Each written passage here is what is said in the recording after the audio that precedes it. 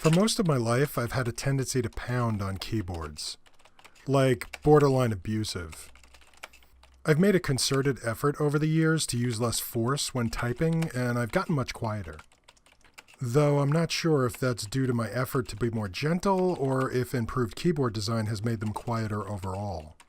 Despite both of these factors, at least one person has commented on how loud I type in every single job I've ever had. The Enter key and the spacebar are at particular risk when I'm typing. In one case, I had a cubicle neighbor who routinely commented on this when I was taking out my frustration on the spacebar. She eventually learned that this advice was lost on me. I imagine it was probably pretty annoying to the people around me. In college, I had a Brother WP80 word processor with an attached keyboard that folded down from the front of the machine. Once, for lack of desk space, I let the keyboard extend over the edge of the desk, supported only by the hinges that connected it to the body. I used it that way for less than a minute. The force of my key punches caused the keyboard to start flapping up and down like a prop in a Warner Brothers cartoon. My typing also causes me to wear the letters off the keys more quickly than normal. When the IT department at work upgraded my last computer, they looked at the keyboard and said, "How do you even use this?" So how did this happen? The job opportunities for women in the 1960s were limited. You could become a teacher or a nurse if you had the money to pay for college. If you didn't, you became a waitress or, like my mother, a secretary. For her high school graduation present, my mother received an Olympia typewriter. This was a manual typewriter where you literally had to punch the keys in order to mark the letters clearly on the paper. You also have to be careful about pacing your key punches. If you strike two keys too close together, the type bars will swing up at the same time and jam. And if you've got a good rhythm going, well, you really want to avoid that. I should also point out that this Goliath was considered a portable typewriter.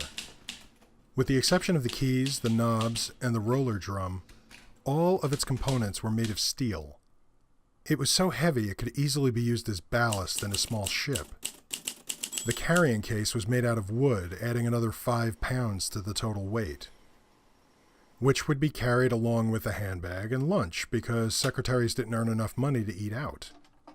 This is beyond my comprehension. When the forecast calls for rain, I get grouchy about stuffing an umbrella in my shoulder bag because of the extra weight. My mother stopped doing secretarial work before I was born. The typewriter became another household appliance like the vacuum cleaner. It occupied a place in the closet and was pulled out for the occasional letter that was too formal for handwriting. When I was young, my mother would let me play with her typewriter. I was 6, maybe 7 at the time, so my writing consisted of typing out things that I'd heard from pop culture.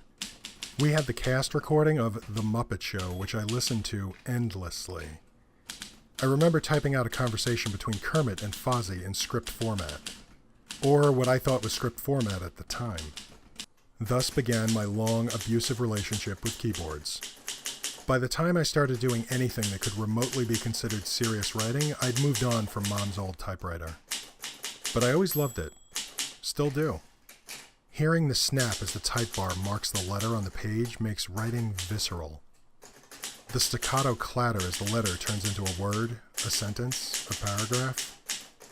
It makes the intellectual process of writing physical and satisfying beyond anything an inkjet printer will ever achieve.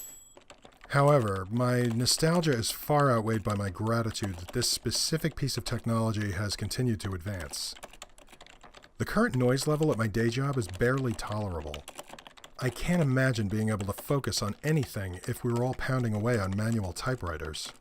Not to mention the impact that a couple of decades of typing would have on my hearing or the nerves in my hands. Writing is certainly more efficient and enjoyable now. Perhaps even more so because I remember how it used to be.